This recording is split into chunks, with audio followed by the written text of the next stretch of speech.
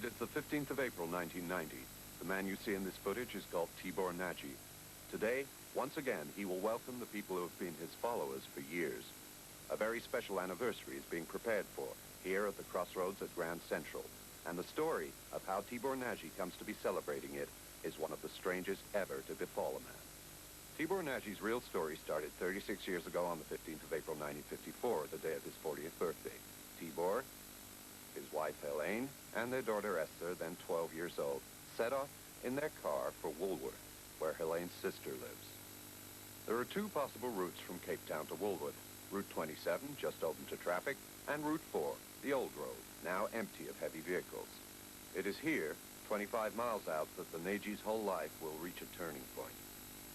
It was about 10:15, Tibor would later declare, when a huge shadow stopped right above us and brought the car to a standstill. Nothing would work. My wife screamed. My daughter started to cry. I told them not to be afraid. And then it seemed like night fell all around us.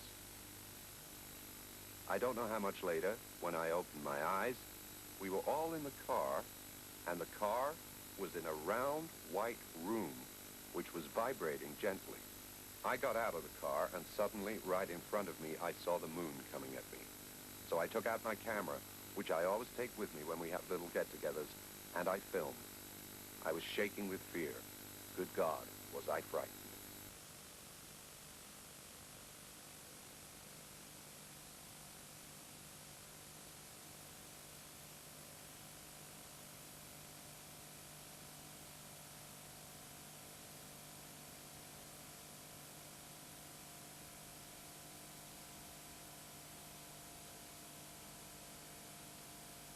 Abban a pillanatban a lányom fejébe. Megpróbáltam megmagyarázni neki, hogy repülő csésze irányítól minket.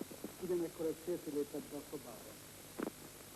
At the same moment, my daughter woke up, and I had to explain to her that I believe we had been picked up by a flying saucer. At the same second, a man stepped into the room. Man, what was he like? Ugyanúgy nézett ki, mint mi, kivéve sisak volt a fején. He seemed like us, but he was wearing a helmet on his head, and I couldn't see his face. He didn't say anything, but we understood that we needn't be afraid, and that I could film whatever I saw, but not the inside of the ship.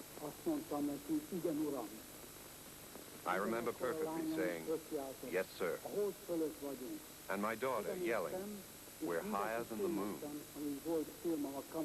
I watched and filmed. I filmed till I was out of film.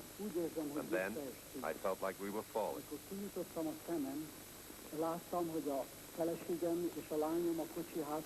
When I opened my eyes, my wife and my daughter were at the back of the car, and we were a few meters away from a road we didn't know. And I told my wife and my daughter, "God wants to test us. We must be brave." 36 years later, Tibor Naji has taken his car back to the same place. All around him, every detail has been recreated, down to the field which has been cut the same way, and his words remain the same. When I opened my eyes, my wife and my daughter were at the back of the car. And we were a few meters apart, away from the road we didn't know really. And I told my wife and my daughter, God wants to put us to test. We must be courageous. No one believed Tibor Naji's story. Those of us who remember the period will know that scarcely a day went by without some Ohio farmer or fisherman from San Francisco seeing a flying saucer. However, what makes the Naji affair different is that he is the first to have managed to bring back proof. And that proof is his film, which you are going to see in a few moments. He may have convinced us, but not the investigators. Their surprise soon gave way to mistrust. And Tibor is taken for a hoaxer who just wanted to get himself talked about. It's said that he is the owner of his garage thanks to an opportune marriage. Within a few weeks, things start to go downhill for the Naji family. Everyone is waiting for Tibor to own up and confess that the whole thing had been staged. Tibor refuses to do so, saying that he'll bring further proofs. If only the ones who had once carried him off would come again, he would be sure to recognize them and so be able to prove that he, Tibor Nagy, is not a liar. In February of 1955, the entire Nagy family settles in this tiny garage facing the Crossroads at Grand Central. 4 years later, his wife contracts pleurisy, which gets the better of her. His daughter goes back to live in Woolworth, where she will get married before going off to live in Canada so as never to see her father again. Ever since that day in 1954, Tibor waits in the place where they set him down. Over the years, the village has grown in population, but there is still an exclusion zone around his garage. His followers have named him the Madman of the Crossroads, but not in a derogatory way. On the contrary, Tibor is as respected as a man who has met God in person. Hello? And it is as if one were setting foot in a shrine on that day when, in remembrance of all his trials, he shows his film.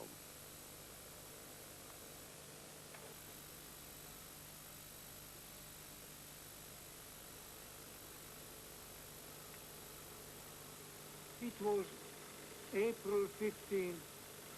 That day, Helen, my wife, and Esther, our daughter, and myself, we should have gone to visit Aunt Martha in Woolworth. That was my 40th birthday. And it became dark. And when I opened my eyes, I saw the moon, like you are seeing it there. And then we have flown over it.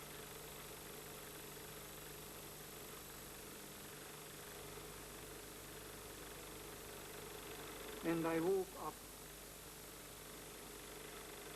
I thought being on Earth, but I was in hell.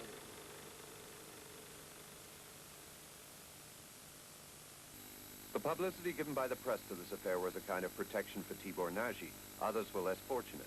2 years later, the inhabitants of this hamlet, situated 2 miles from the spot where Tibor had been carried off, and about which nothing was ever asked during the investigation, were evacuated, and sometime later the houses were burned to the ground and the road that led to them completely obliterated. Why did they want so badly to wipe out all trace of the Nagy affair?